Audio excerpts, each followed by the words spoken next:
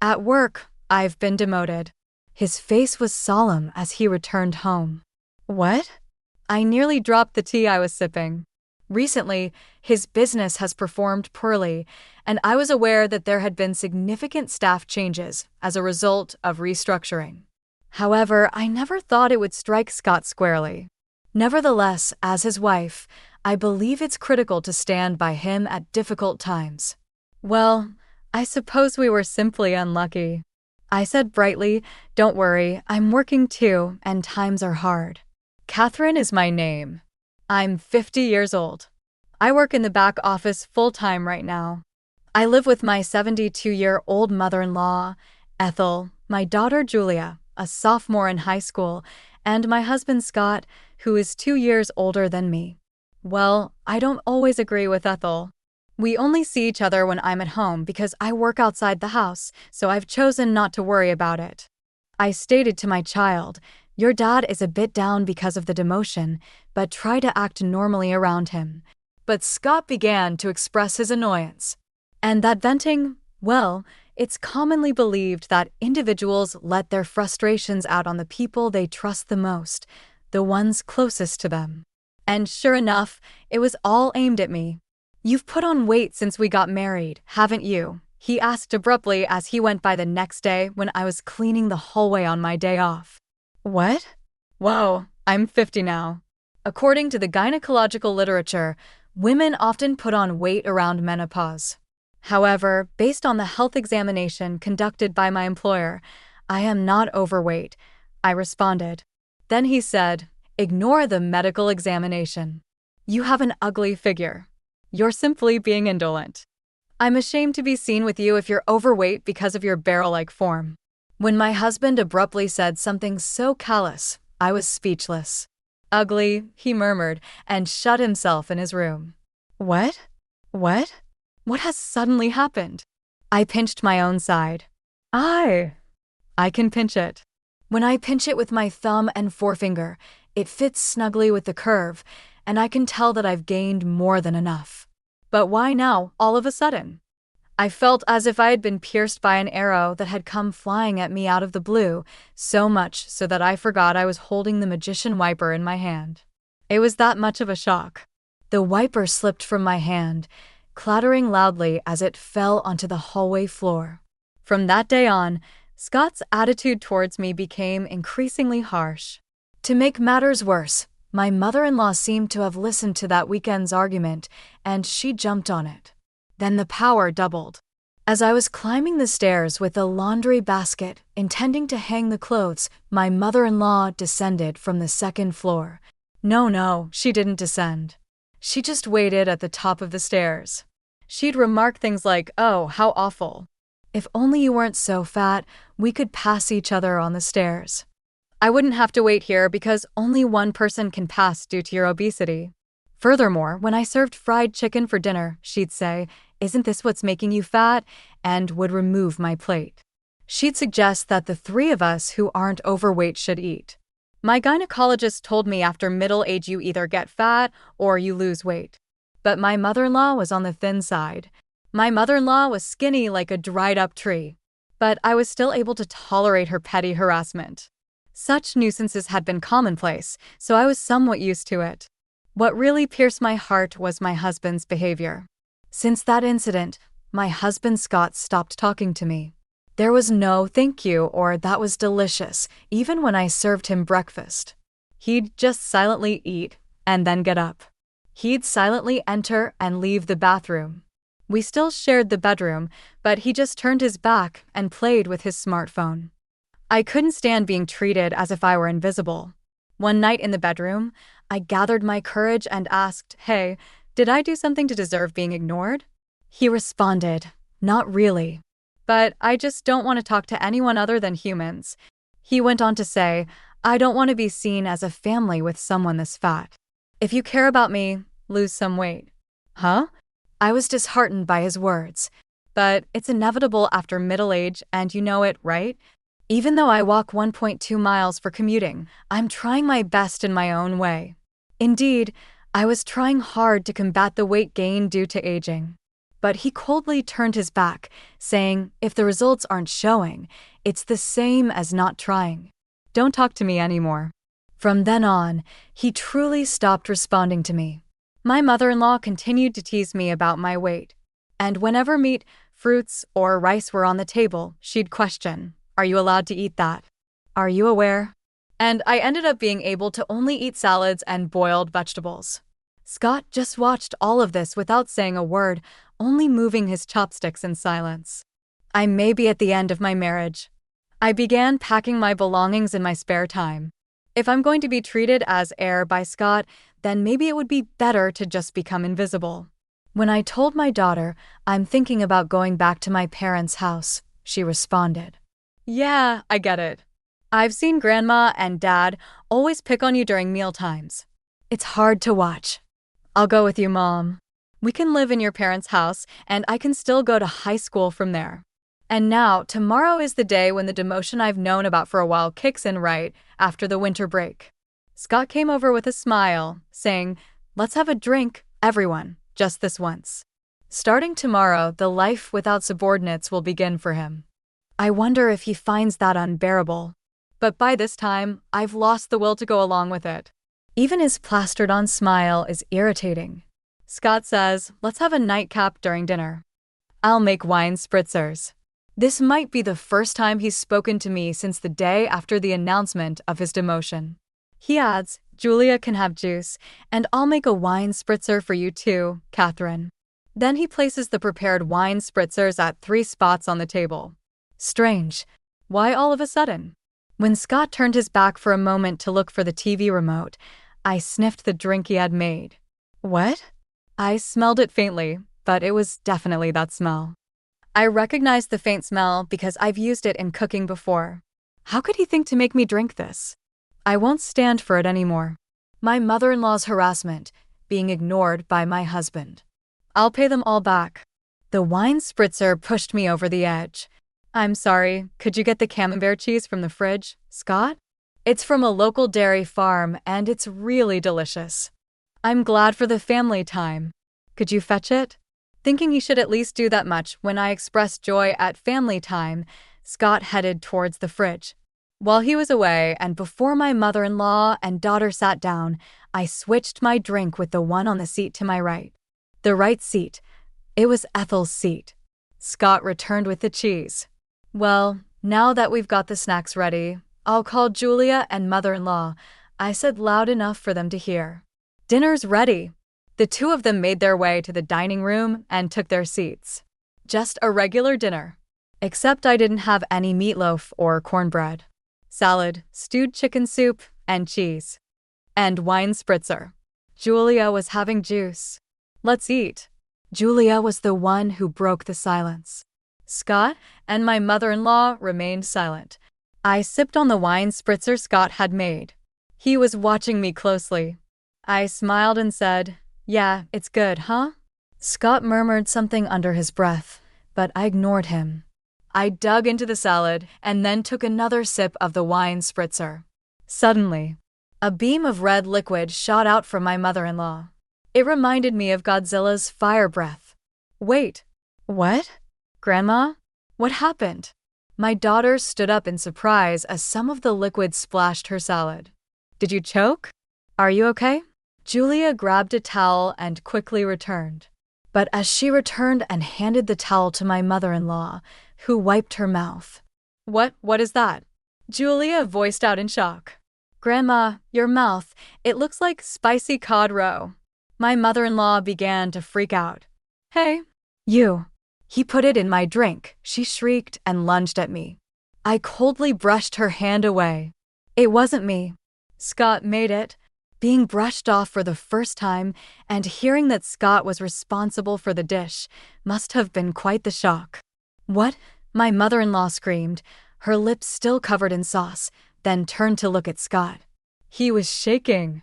I leaned towards Scott, resting my hand on the table to exert some pressure. "You thought you could hide it in the wine spritzer, didn't you?" I could smell it a little because I've used it before. That was drop of hell, wasn't it? Drop of hell. I had bought it at the food fair in Alabama, It's not as famous as death sauce, but because it has a hint of lime, I liked it more for its homey taste. That hint of lime was what I smelled, which means he mixed a considerable amount into the drink. My mother-in-law must not have noticed due to the smell of the wine spritzer or thought the lime smell was part of the flavoring. That's probably why she drank it. But regardless, this was a seriously malicious prank.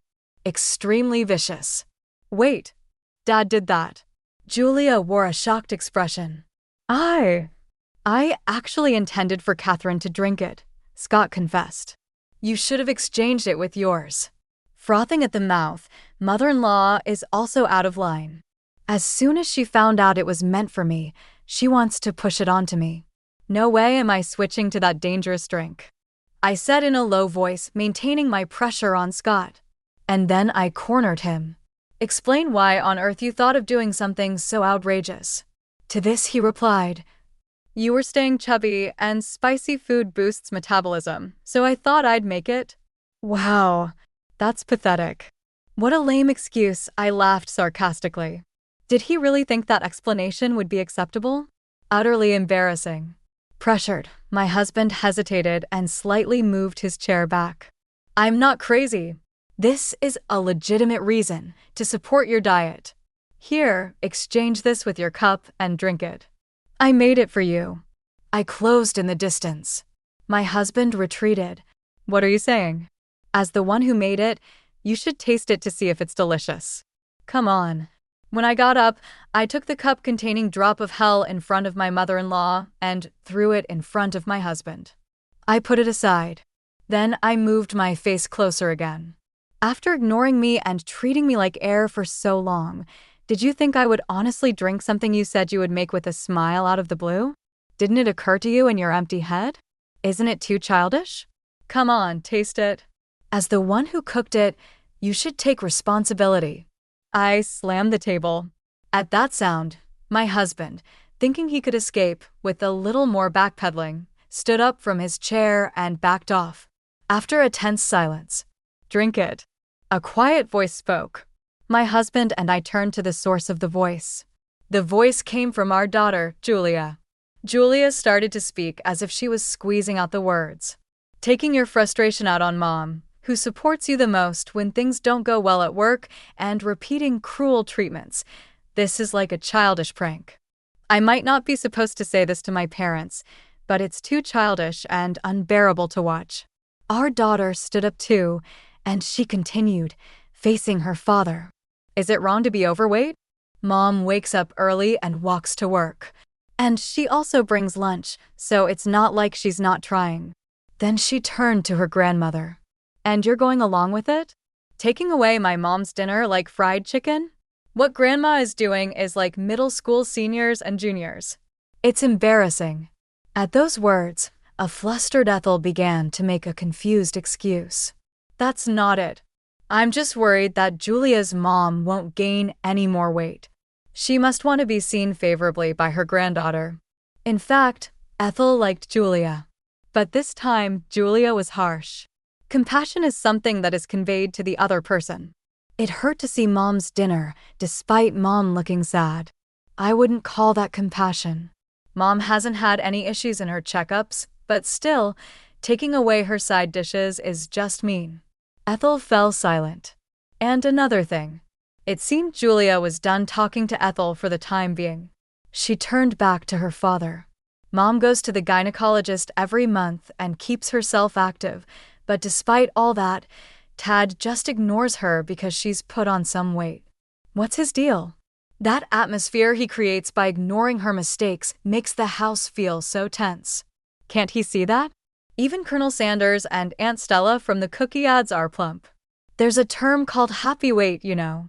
If she gets older and becomes a lovely grandmother like Aunt Stella, I'd be thrilled.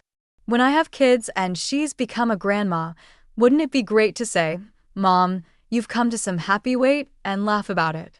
That's my dream. Could you please not ruin it for me? Her gaze was cold as ice as she spoke matter-of-factly. However, her words warmed my heart like hot milk to go with cookies. It's a pathetic sight to see a father scorned by his own daughter.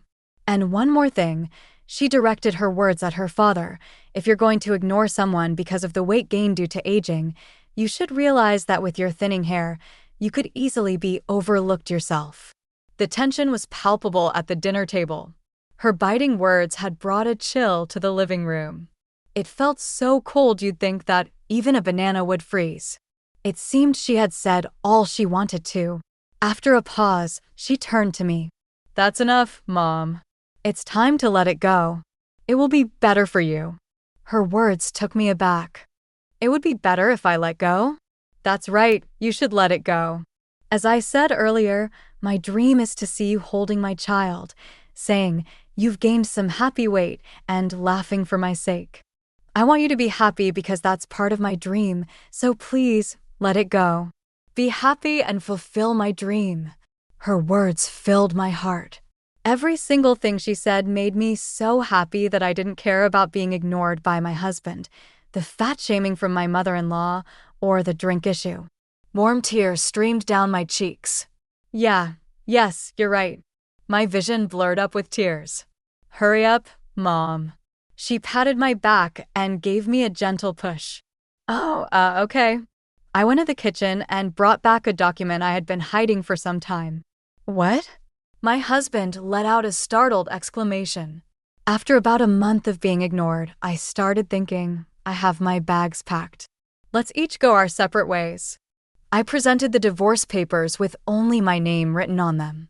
"I just wanted you to lose some weight. If you had slimmed down as I asked, I would have been content." I only realized it was venting after Julia pointed it out, but since you didn't lose any weight, I thought I'd torment you more. I didn't mean for this to, I didn't expect this to happen. My husband began to panic. It's on those who didn't notice until things got serious, and what they're so upset about is incredibly childish, my daughter Julia retorts sharply. Living without her adorable granddaughter is no joke for my mother-in-law, it seems. In a panic, my mother-in-law Ethel interjects. Hey, Julia. You want to keep living with us, your grandmothers, don't you? In a voice soft as stroking a cat. To this, Julia says, I decline. I don't want to breathe the same air as people who act like middle schoolers anymore, shutting down Ethel's plea. Hold on. Okay, I got it. I'll taste it as you say. I'll take responsibility as the one who cooked it. Scott picks up the glass placed before him and gulps it all down at once. Scott, just like Ethel earlier, spews a stream of the red liquid from his mouth, resulting in a striking set of lobster-like lips. There, see? I took responsibility, right, Julia? Julia takes a picture of both of them with their lobster lips on her phone and says, both of you so lame. Mom, let's go before exiting the living room. Yeah, I decide to follow her. So, what's left behind is a dinner table splashed here and there with wine cocktail mixed with a drop of hell and a husband and mother-in-law with red lobster lips. I returned to my parents' house with Julia. When we explained the situation at home, both my mother and father were furious and went to confront Scott and Ethel. They brought back the divorce papers, and I ended up getting divorced. My ex-husband Scott has hit rock bottom in his career and ended up spending his remaining years without any significant achievements. Apparently, he had a habit of ignoring things he didn't like, even with his subordinates, and that led to his demotion, which I heard about just recently. On the other hand, my ex-mother-in-law Ethel, who had been difficult and rarely went outside, seems to be stuck in a stalemate in a two-person household. Eventually, I got a call saying if you and Julia were here, it wouldn't be so stale. This is proven by the 17 years since Julia was born and we lived together. Please come back. I'll stop ignoring you. But there's no way I'm going back. Better gain weight while you can. Once you have grandchildren, you'll have more physical work to do. My mother jokes with a smile. That's true. Today, as always, I'm walking to work. On the way, my boss drives by and stops the car, offering "Want a lift?" No thanks, I'm on a diet. Just get in, Catherine. Yes, I found a new boyfriend. Both of us have been divorced once, but because of that, we've both been through a lot and understand each other well. Dieting is good and all, but it would be a problem if you're late, he says while driving. I've never been late before, I respond, puffing up my cheeks. He glances my way and prods my puffed-up cheek with his finger. Give me the time you saved by riding in the car today for our conversation, he says, ever the talkative boyfriend.